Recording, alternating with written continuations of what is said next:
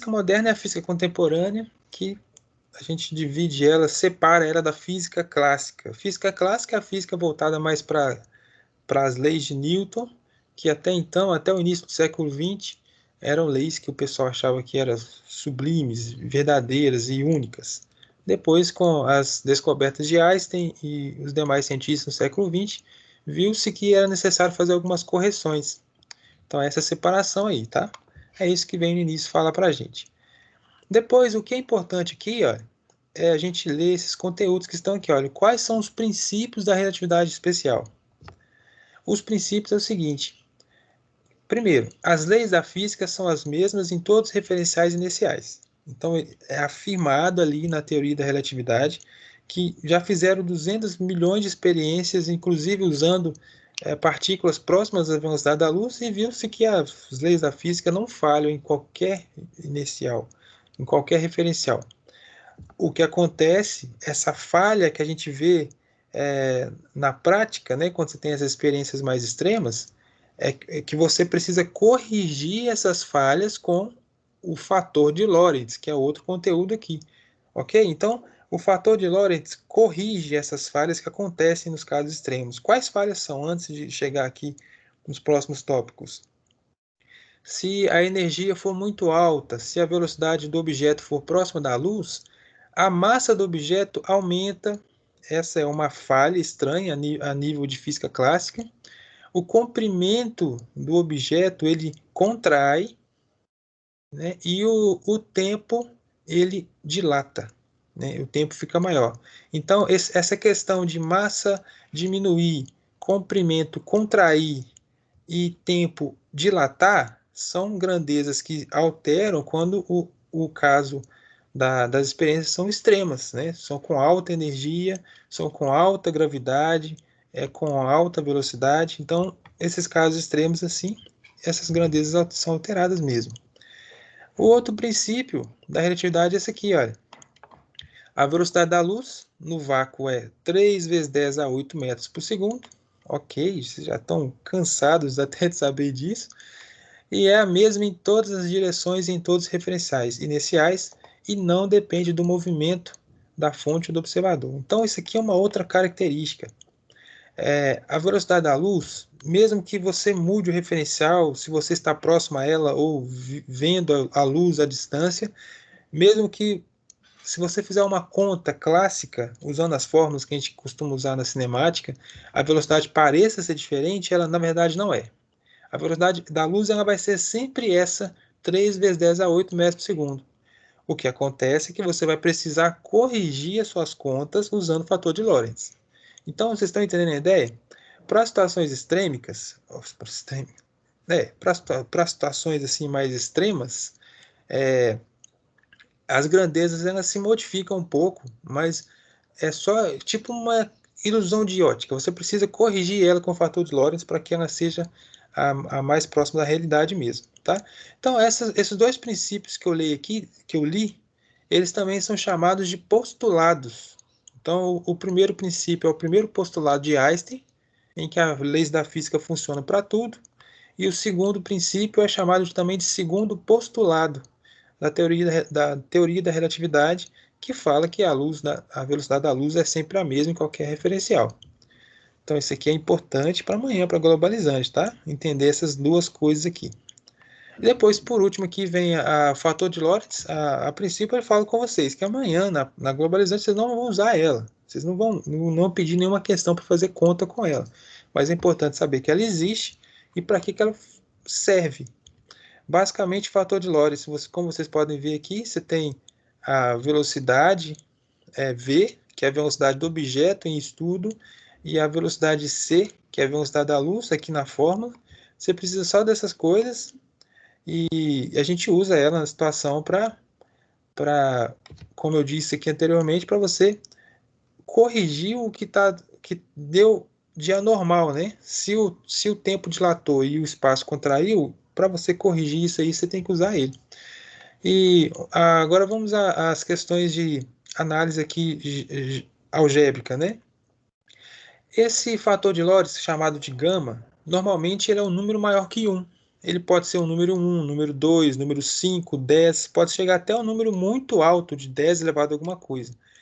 Então, esse fator de Lorentz normalmente não é um número pequeno.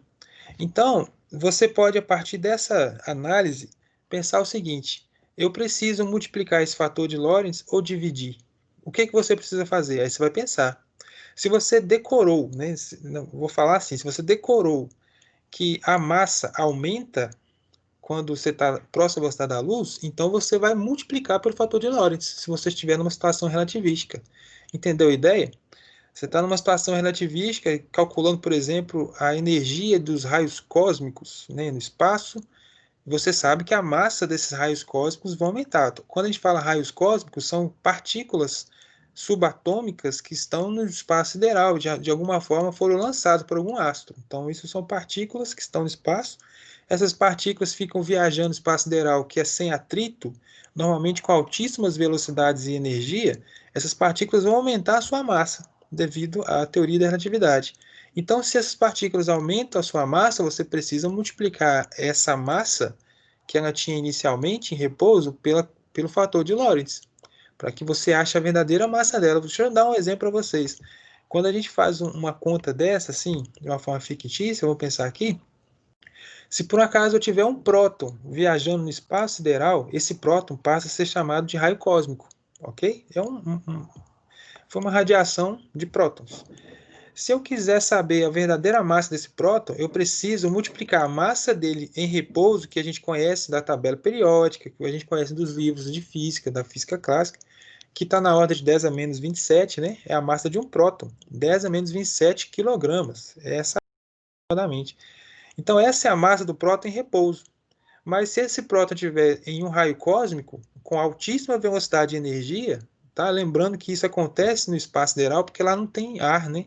Lá não tem atrito para impedir que elas alcancem altíssimas energias. Então eu preciso multiplicar esse próton pelo fator de Lorentz. Então esse 10 a menos 27 kg pode chegar até alguns quilogramas.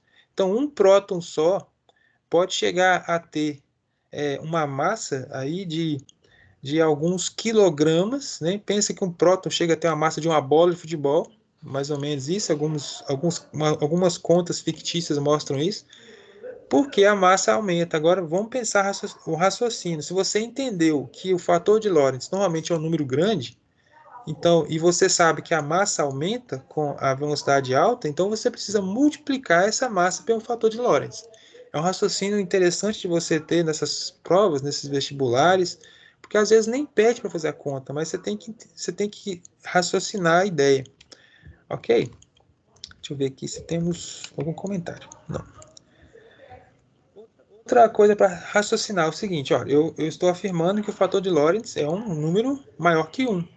Então, se eu falo com vocês, olha, o espaço ele contrai quando você está numa situação relativística. Bom, então se o espaço contrai, aquele espaço original ele diminui. Para uma coisa diminuir, nós precisamos dividir essa coisa por algo, né? Ok? Vou dividir essa coisa por alguma coisa.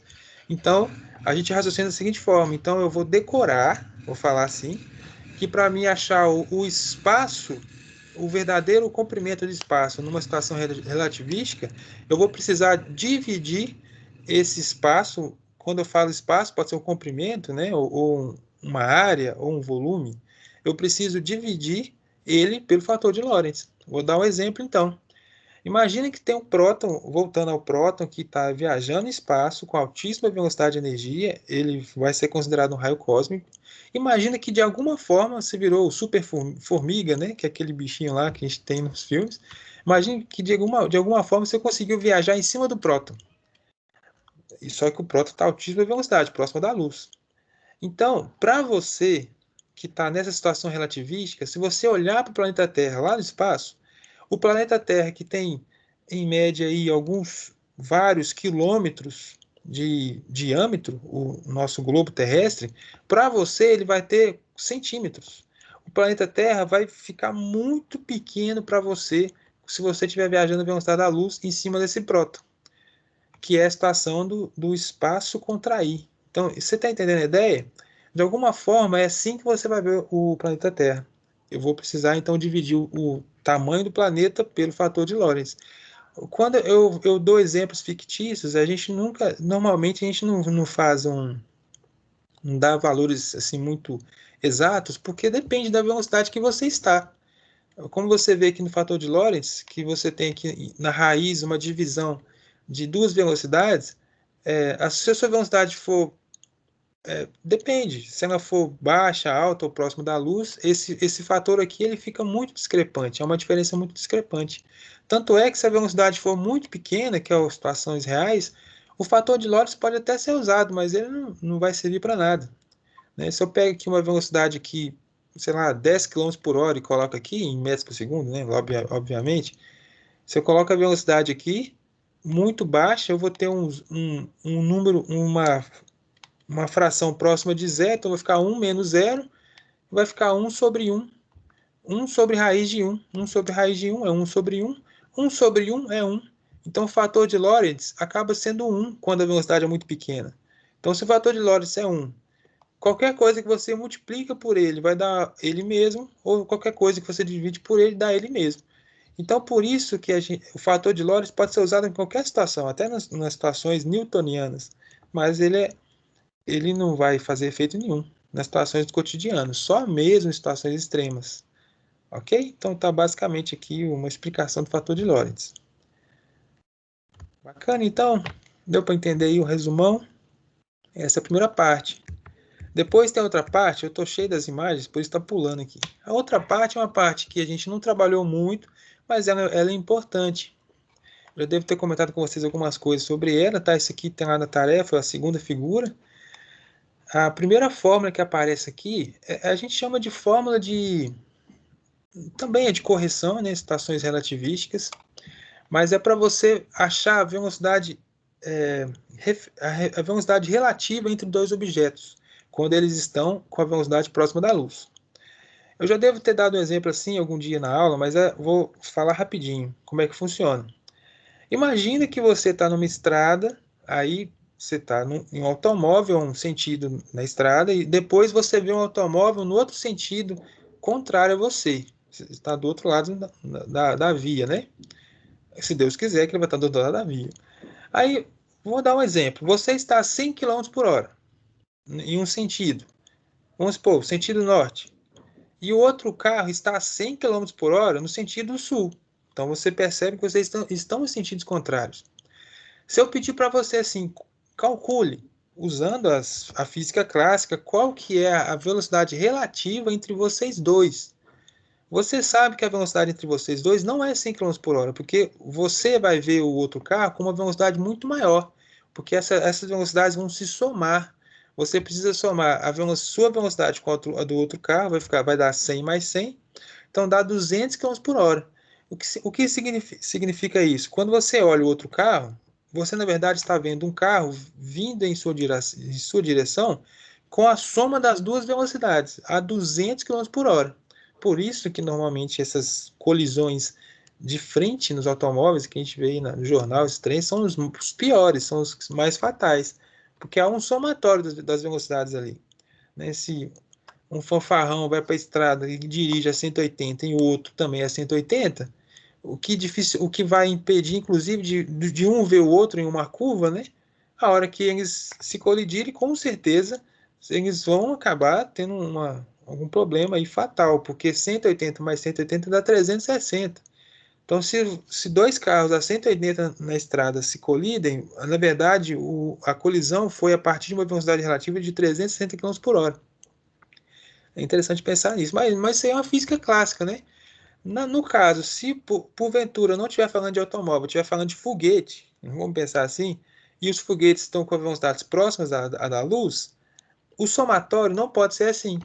Tá? Imagina que tem um foguete com velocidade da luz em um sentido e outro foguete com velocidade da luz no outro sentido. Imagina isso, tá? Imaginação, porque ainda não é possível fazer isso na prática. Mas aí eu pergunto, qual que é a velocidade relativa entre esses dois foguetes? Você pode falar comigo, professor, a gente não somos as velocidades, então é soma e tal. Então, velocidade da luz mais velocidade da luz dá 6 vezes 10 a 8, né? Porque a velocidade da luz é 3, né?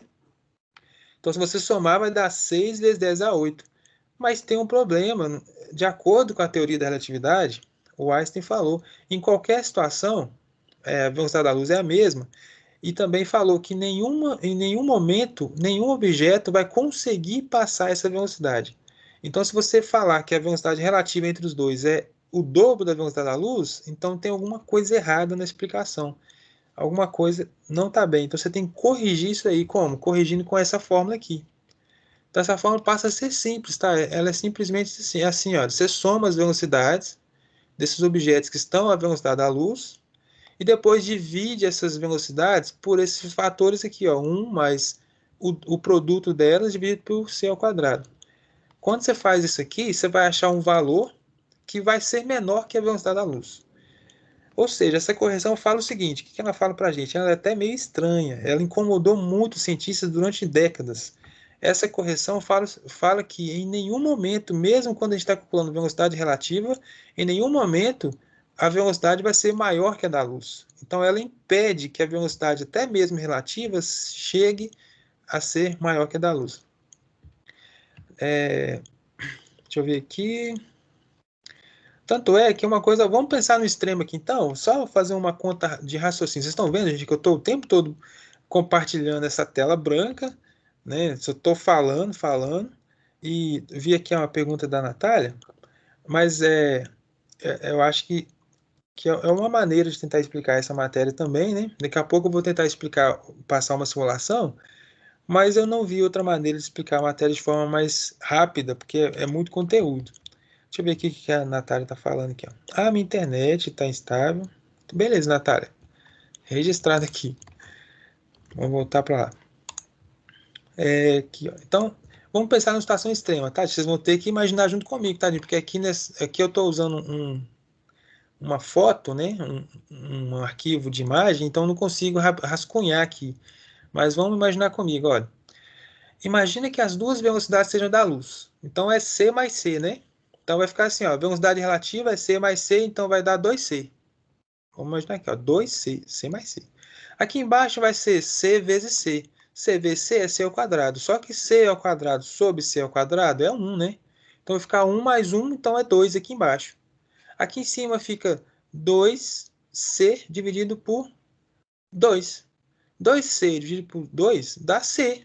Então, olha só que doideira. Se você tiver dois foguetes à velocidade da luz, quando você usa essa correção aqui, no final das contas, mesmo assim, a velocidade relativa entre esses dois foguetes é a da luz. Vocês estão captando a ideia? Que coisa mais estranha, mas de acordo com a teoria da relatividade, que foi provada por várias experiências, né? A experiência de Michelson-Morley, experiência que foi até na cidade de Sobral, no Ceará, aqui no Brasil, com eclipse solar, e diversas outras experiências que até hoje são feitas nas universidades. Nenhuma experiência contradiz essas teorias, e por enquanto elas são as verdadeiras, né? Até hoje. 2 de dezembro de 2021. 2020. Oh, meu Deus do céu, a cabeça tá boa, não. Aí depois, por fim, nós temos um monte de fórmula aqui, mas olha, eu vou falar rapidinho sobre elas. Gente, mais uma vez eu falo, a globalização de amanhã ela não está complexa não, tá? Não tem conta, nem tem conta, tá, gente? É mais conceitual mesmo. Por isso que é importante vocês entenderem o que eu estou explicando aqui. Mas é importante falar sobre essas fórmulas para vocês entenderem o significado delas, porque isso faz parte do conceito, né? Por exemplo, energia relativística, essa fórmulazinha aqui é a famosa fórmula, é mc ao quadrado, inclusive está na minha camisa de formandos, que vocês fizeram. Essa fórmula aqui só quer falar o seguinte para a gente, olha, se eu quiser calcular a energia de qualquer matéria no mundo, no universo, eu consigo calcular a energia que essa matéria tiver através, se eu souber a massa dela. Porque sabe-se também que a gente consegue transformar a massa de qualquer matéria no universo em energia. Então, é uma coisa e outra. Então, se eu souber a massa, por exemplo, de 1 quilo de feijão, é só multiplicar 1 quilograma vezes a velocidade da luz ao quadrado, eu vou achar a energia que 1 quilo de feijão tem em joule. Olha que doideira. Ou seja, se eu puder pegar um saco de feijão, 1 quilo de feijão, que por sinal está ficando caro, né? Se eu pegar esse feijão e quiser transformar ele em energia, eu consigo. Ah, consigo nada, porque na verdade até hoje eles estão tentando estudar essa coisa aí, mas teoricamente é possível. Na verdade, assim, existem experiências, inclusive, reações nucleares que usam esse raciocínio de transformar átomos em energia, que é o caso da bomba atômica, né? A bomba atômica é a transformação de materiais pesados em energia, por isso que ela é tão extrema. Mas a ideia é essa, isso aqui é mais comum ver em filmes de ficção científica. Se você pegar qualquer objeto, até mesmo nos filmes de super-heróis e tal, você pega um saco de feijão, é possível transformar ele em energia, tá? É possível, de acordo com a teoria física. Só não é fácil, mas é possível. A outra fórmula que tem aqui é chamada de energia cinética relativística. Okay? Ela só quer mostrar para a gente o seguinte, que se você quiser calcular a energia cinética numa situação relativística, igual eu falei dos foguetes, você tem que usar essa relação aqui. Você precisa, você não pode usar aquela fórmula clássica, energia cinética massa vezes velocidade ao quadrado sobre 2. Isso aí é para física clássica. Para física relativística, você tem que usar essa fórmula aqui, que a gente não vai usar em nenhuma questão agora, mas é importante você saber que ela existe, né? Que é o fator de Lorentz, para corrigir, né, como eu disse, né? Então, a energia cinética relativística, ela ainda tem massa vezes velocidade ao quadrado, só que nesse caso aqui a velocidade é c, que é a velocidade da luz, ok? Só que ao invés de dividir por 2, eu multiplico pelo fator de Lorentz menos 1. Tá? Isso aqui é só uma fórmulazinha dada, ela tem uma maneira de chegar até ela, uma demonstração, mas não vem ao caso para a gente hoje. É importante você saber que ela existe, tá? Então, o que eu estou falando aqui? O conceitual. Se eu tiver uma estação relativística, eu posso usar a fórmula de energia cinética clássica? Não, não posso. Na estação relativística é essa fórmula que a gente usa, com fator de Lorentz. Aí esse gama aqui você tem que saber calcular antes também, né? Se não for dado no exercício, por exemplo. A constante de Planck, que ela também é usada em ótica, quando você quer calcular a energia de um fóton. Não sei se vocês estão lembrados aí da parte de ótica. É essa daqui, a constante de Planck, ela normalmente é usada nas unidades do SI, que é Joule/segundo, mas também tem outras unidades. Essa aqui foi dada para a gente porque ela é mais usada na questão da física moderna. Costuma sempre usar o Joule/segundo. Isso aqui é constante de Planck. Planck foi um cientista, e isso aqui, sempre esse valor, depende da fórmula que você vai usar. Por exemplo, a próxima fórmula que está aqui, olha. Energia quantizada por um fóton. Isso aqui também a gente viu em ótica, a gente viu um pouquinho disso. Quando a gente estudou a questão de espectro eletromagnético. As cores visíveis que a gente vê, elas têm energias distintas, sendo que a cor vermelha é a mais fraca e a violeta a mais forte. O que é fraca e forte? É a energia. A cor vermelha tem pouca energia, a violeta tem muita energia. E assim é o espectro. É, E como você calcula a energia dessas cores? Só multiplicar a constante de Planck vezes a frequência das cores, que é a frequência da luz. Então, cada cor tem uma frequência de oscilação. Lembram disso? Isso aqui é calcular a energia de fóton. Ok? Então, aqui, beleza. Uma revisãozinha. Aí tem uma questão aqui que é do tal do efeito fotoelétrico. O efeito fotoelétrico também é um assunto que nós vimos na ótica, que é quando você usa a luz, a energia que a luz tem para emitir elétrons de um metal, por exemplo, através da incidência dessa luz no metal. Para vocês terem uma ideia, a gente usa o efeito fotoelétrico em várias aplicações, inclusive no painel solar de energia, que capta energia solar. Aquele painel solar, ele pega a energia da radiação solar e transforma essa energia em energia elétrica. Mas como? Usando efeito fotoelétrico. As ondas eletromagnéticas da radiação solar incidem na placa metálica. Uma energia mínima é necessária para que os elétrons dessa placa sejam emitidos. Só que a corrente que é usado aí como resultado não é a corrente desses elétrons. Esses elétrons só são usados para gerar uma diferença de potencial ali no circuito. Ok? Entendeu a ideia? Os elétrons ali da placa ficam ali o tempo todo. Eles só ficam indo para lá e para cá devido aqui ao efeito fotoelétrico. Então, basicamente, o que vocês precisam entender do efeito fotoelétrico, que a gente também viu um pouco disso na ótica, porque é relacionado à luz, ele é um fenômeno que nos permite ejetar elétrons de um material metálico de forma que eu consigo levar ele para algum lugar. E, opa, sai aqui do negócio. E tem mais uma fórmula, né? Sempre tem fórmula, né, gente? Essa fórmula que está aqui é para quê? É para você calcular a energia desse fóton que produziu o efeito elétrico. A energia do fóton é energia, aqui é chamada de energia função trabalho do metal, ou seja, a energia necessária para arrancar o metal. Então, entendeu? Então, ou seja, a luz do sol precisa ter essa energia aqui, olha. A luz do sol precisa ter energia para arrancar o elétron do metal, que é chamado de função trabalho, mais a energia cinética que o elétron foi ejetado.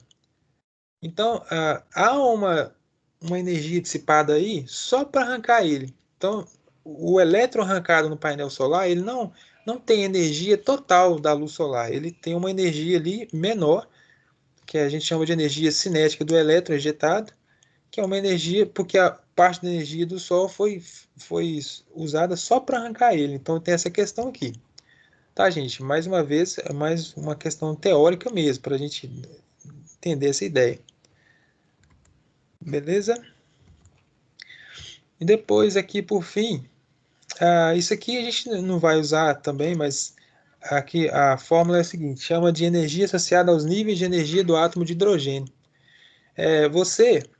Vocês já viram isso em química em algum momento, que a energia necessária, por exemplo, para arrancar um elétron da camada eletrônica de algum átomo.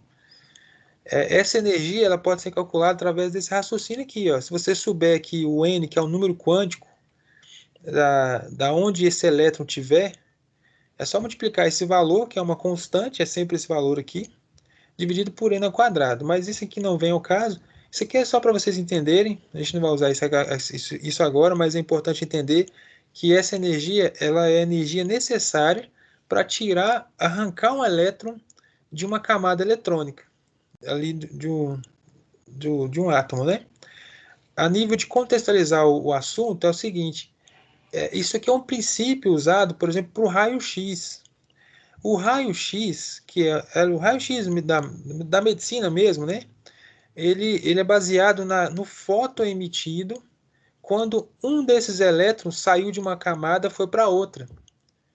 E assim vice-versa. Então, o que o aparelho de raio-x faz? Ele emite ali uma energia elétrica para arrancar o efeito fotoelétrico. Ele emite uma energia elétrica para arrancar um elétron da camada eletrônica. Na verdade, o elétron nem é ejetado do átomo, ele só muda de nível. E como para o elétron voltar à estabilidade, esse elétron volta para o nível que ele estava. Quando o elétron volta para o nível que ele estava, esse elétron vai emitir um fóton. Então, esse fóton ele tem uma frequência que é a frequência X, frequência dos raios X. Então, para fazer o raio-x, são necessários materiais específicos que produzam esses fótons na frequência ideal, que é uma frequência muito alta, que são os raios-x. O raio-x tem uma frequência eletromagnética altíssima, mas ainda é mais baixa que os raios gama. Então, são dois raios aí que são nocivos à saúde humana. O raio-x ele é um pouco menos que o raio gama, mas ele é nocivo. Até certo ponto, a gente pode receber esse raio-x, como que é o que acontece, né? A gente faz exames de odontológicos, exames variáveis aí, mas a gente tem um limite de exames de raio-x a ser feito, porque muitos raios-x eles podem causar um transtorno, um câncer, alguma coisa assim. Uma anomalia no caso do feto, no caso da gestante, né? Por isso que a gestante ela não pode ter raio-x, né? Fazer raio-x. Então, o médico, inclusive alguns probleminhas, quando a mulher, por exemplo, não é grávida e ela quebrou o braço. Ela está ali de 3 meses de gravidez, o que às vezes acontece. Né? Até uns 3 meses, tem mulher que às vezes, por algum motivo, não entendeu que estava grávida. Isso é até estranho, mas isso acontece muito, vocês sabem. E quebrou o braço, aí foi fazer o raio-x para ver o que tinha acontecido, né? E ela não sabia, e nesse período de 1 mês, 2 meses, 3 meses de gestação, é um dos períodos mais sensíveis para o feto. E ele pode sofrer uma mutação genética por causa desse raio-x, né? Só a gente contextualizar o assunto aqui, tá bom? Captaram então a ideia aí até agora? Bacana. 8h35. Hoje nós temos os nossos 10 minutos de momento, né, de orientado, que é chamado. Então, eu vou fazer o seguinte, olha, eu vou convidar vocês a verem aí as 3 atividades que eu mandei em tarefas, são atividade vestibular, Universidade Estadual de Goiás, Universidade Estadual, são 2 de Goiás, deixa eu ver a outra não é Goiás, não. Eu acho que é Pernambuco, deve ser.